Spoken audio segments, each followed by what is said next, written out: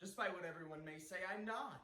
Sure, I've told the occasional white lie. No, that outfit looks good on you.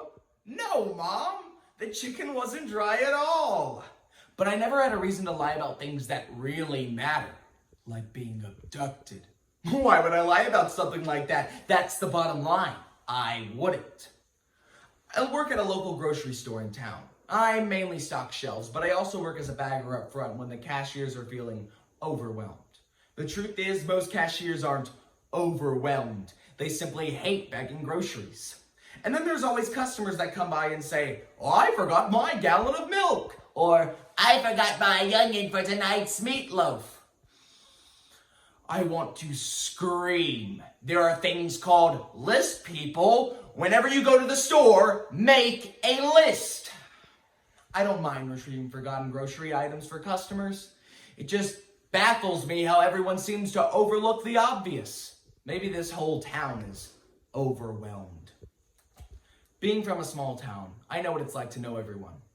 Even in high school now, I still have classmates that I've known since the 3rd grade. Sometimes you just want more. And in Jake Barton's The Stargazer, our protagonist wants more, even if it's extraordinary. It was a Thursday, and I had just finished bagging items for the overwhelmed 19-year-old, Kathy, who works at Register. And I just finished retrieving my upteenth item for the upteenth absent-minded customer. I jumped in my car and was driving home down a desolate farm road. This made the stars shine even brighter. That's the one thing I like living in a small town, the stars. I tuned into my favorite radio station, and then I saw a flash of light zoom past my car. There were colors, blue and green lights making circular patterns, almost creating a light show of sorts. It was mesmerizing, almost hypnotic.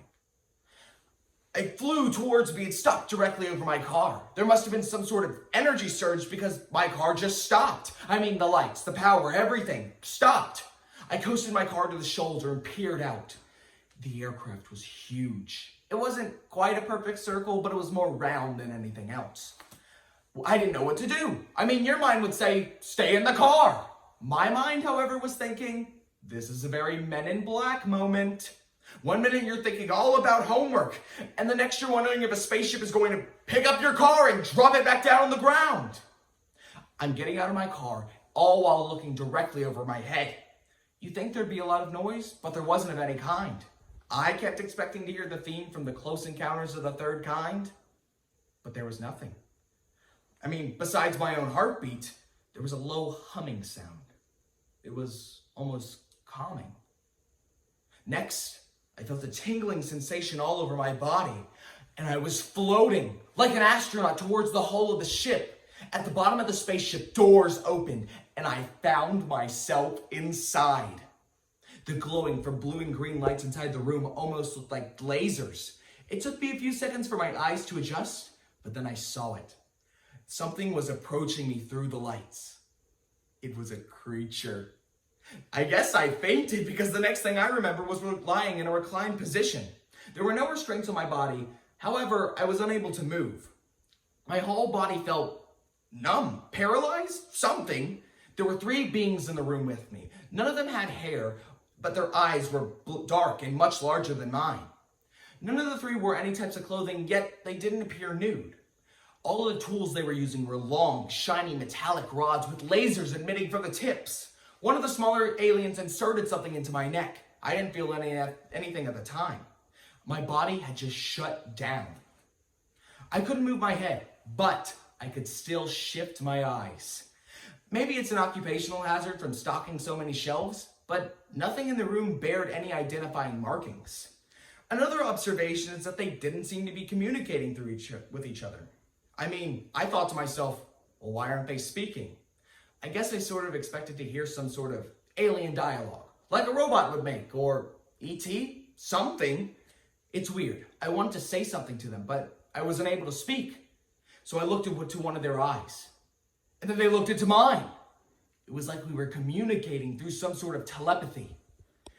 And then I relaxed, and I knew they weren't going to harm me.